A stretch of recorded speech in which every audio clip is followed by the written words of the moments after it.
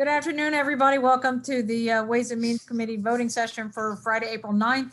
We have 4 bills plus 4 bill concurrences. We'll start with the bill list. The first 2 bills are the same, Delegate Wilkins, though they're amended in different ways to be the same bill, but can you describe them broadly and then more specifically each amendments? Sure. So SB 632, election law contested elections, and HB 761, also election law contested elections, are cross-filed. And as amended, what they would both do is allow campaign funds to be used to pay for the cost of contesting an election. So we're talking about recounts here.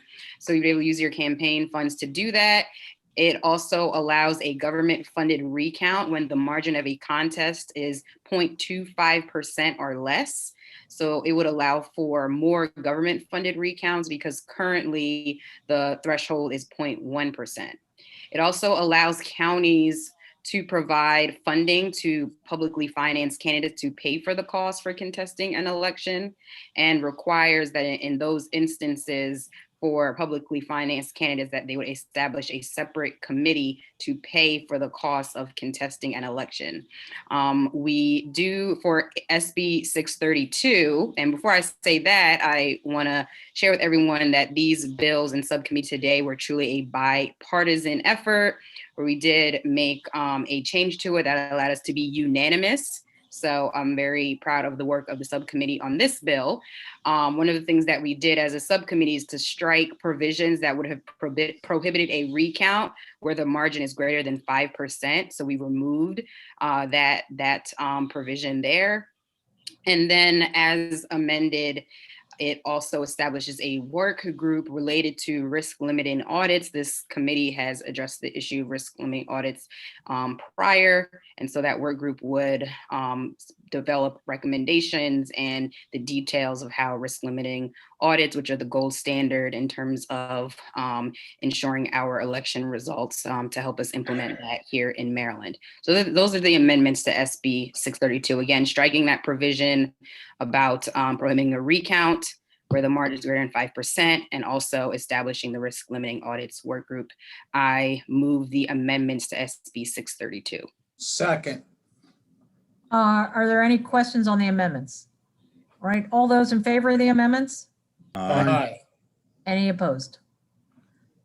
Before we vote on the bill, I would mention when we were working on this bill and trying to find the right threshold for a recount, we were looking at a lot of the close races that had happened across the state.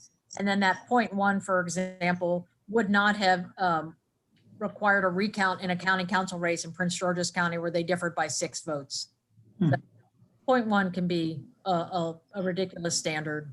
And then we were also thinking of statewide races that when people hear about a race only thousands of votes apart statewide, they wonder why it might not trigger a recount. So just the rationale behind it.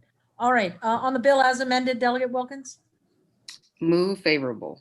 Second. Any questions? All right, all those in favor of Senate Bill 632 as amended? Aye. Any opposed? And we're not sure Delegate Buckles there either, so we will try to figure out a Buckle and Hornberger later. House Bill 761, Delegate Wilkins? Thank you, Madam Chair. This is the cross-filed bill to the one that we just moved forward, sponsored by our wonderful chair. The amendments to this one conform the bill to the Senate version. It also, again, strikes that provision that would have prohibited a recount when the margin is greater than 5%, and it establishes the work group regarding risk limiting audits. I move favorable on the amendments. Second. Moved and loudly seconded by Delegate Shoemaker. Any questions on the amendments? Delegate Ebersol. Thank you, Madam Chair. 5% or 0.5%? 5%. So this would be, so this is what it previously said is that if the margin between the 2 races is greater than 5%, that you would not be able to do a recount in any circumstance. So even if you were paying for it. Right. So we and felt you would be paying for it at that level. Right. So we felt that was arbitrary or unnecessary. We had a lengthy discussion in subcommittee about it, and in a bipartisan manner, we all agreed that that should be struck, led by our wonderful Delegate Shoemaker, and we did strike that provision in both. Yeah, I just had heard 0.5 somewhere and I'm just curious. Oh, I was really just getting a clarification, sorry. But thank you for that detailed explanation. It was wonderful. no problem at all. All right, thank you. On the amendments, all those in favor? Aye. Aye. Any opposed? And on the bill as amended? Move favorable. Second. And that was the amendments. And on the bill as amended? Move favorable. I think I Second. tracked there for a second. All right, all those in favor of 761 as amended? Aye. Any opposed? All right, thank you. Senate Bill 427, Mr. Vice Chair.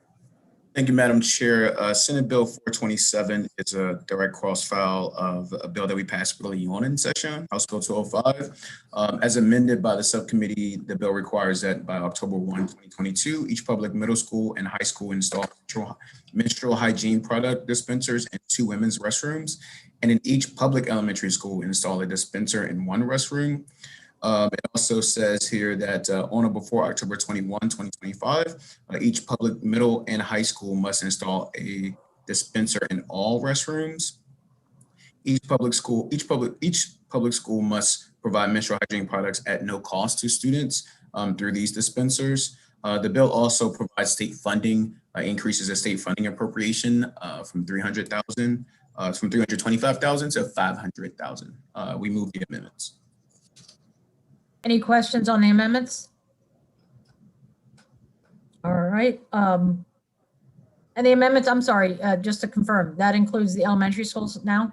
Correct. The one in the elementary school. Okay, thank you. All those in favor of the amendments? Aye. Any opposed? Delegate Rose, Delegate Hartman. Delegate Boatler, Delegate Shoemaker. I move the bill as One amended, second. Madam Chair. All right, that was unanimous because we do have 2 absences. Yes, I mean, party line and excluding the 2 absences. Back to you, Mr. Vice Chair, sorry. Yeah, I move the bill as amended. Second. All right, any, here they both are. Any questions on the bill as amended? All right, all those in favor of Senate Bill 427? Aye. Any opposed? Hartman, Long, Boatler, Shoemaker, Rose. Okay. All those, thank you. All those in favor of Delegate Shoemaker defending this on the floor despite not being on the Education Subcommittee and not voting for it? Aye. I'm opposed. I Me oppose that too, motion. me too. I had to hear it once. I don't want to I hear it was only again. asking for support. I wasn't asking for opposition. All right. House Bill 1017, Delegate Lutke. Thank you, Madam Chair. Members of the Revenue Subcommittee, we skipped subcommittee with this one because it's not, Delegate Beitzel asked us as a favor to move it. It conforms Delegate Beitzel's bill on the venison tax credit to what we did with Senator Hester's bill, which essentially makes it a corrective. It includes 2 provisions now with the amendments. One would clarify the process by which the comptroller can confirm the venison tax credit claims, and it also includes language requiring the study of chronic wasting disease potentially entering the food stream through these donation programs. So I move the amendments. Second. Any questions on the amendments? All right, all those in favor? Aye. Aye. Any opposed? And on the bill as amended, which we're just doing as a favor to Delegate Beitzel, given that the other bill is already through. Favorable. Second. All right, any questions? All right, all those in favor of the bill as amended? Aye. Any opposed? All right, moving on to the second page which are the concurrences. The first is House Bill 156, Delegate Wilkins. Thank you, Madam Chair. House Bill 156 is the Student and Military Voter Empowerment Act. We passed the cross file and in the Senate, in the House, recently, and so that is on the governor's desk. This bill just conforms the House version to the Senate bill that we already passed, and therefore we'd like to move to concur. Second. All right. All those in favor of the concurrence? Aye. Aye. Aye. Any opposed?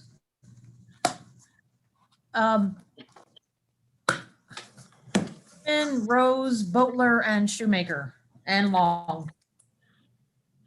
I see Delegate Hornberger is newly bringing Delegate Buckle along with him. All right. I just vote the same way on every bill every time. You know, we call that intellectual consistency. Wow. Ooh. I'm going to bring that back up on the floor today. All right. House 205, Delegate, Mr. Vice Chair. Thank you, Madam Chair. House Bill 205 is is in the same posture as the Senate bill, House Bill 427 that we just passed. We move to concur. Second. Any questions? All those in favor of the concurrence? Aye. Any opposed?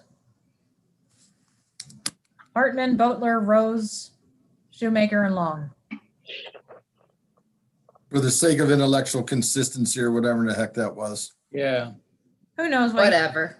Yeah. House Bill 944, Delegate Ebersol. Thank you, Madam Chair. House Bill 944 was a pilot program to help establish new family child care opportunities across the state. The Senate amendments required that the governor must use federal funds to cover the cost of the pilot program if it's authorized under federal law. We move to concur with the Senate amendments. Second. All right, any questions? All right, all those in favor of the concurrence? Aye. Aye. Any opposed? All right, thank you. Unanimous. And House Bill 1047, Delegate Wilkins. Thank you, Madam Chair. House Bill 1047 is the Mail-in Voting Enhancement Act.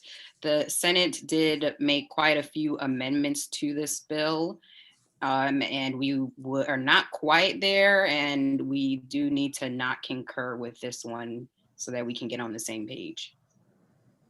Okay, a motion to not concur. Is there a second? Aye. Second.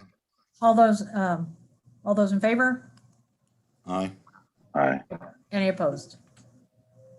All right, thank you. To everyone, we're done with these. There's more opportunities potentially to vote over, probably not later today, but obviously there could be a point tomorrow between sessions and maybe a Monday, of course, as well, and maybe even Monday morning. So however you get your emails over a weekend, make sure you're checking in. So if you see anything, if we're doing something in the morning before session, that's always a possibility to get something moving. So questions, Delegate Hornberger.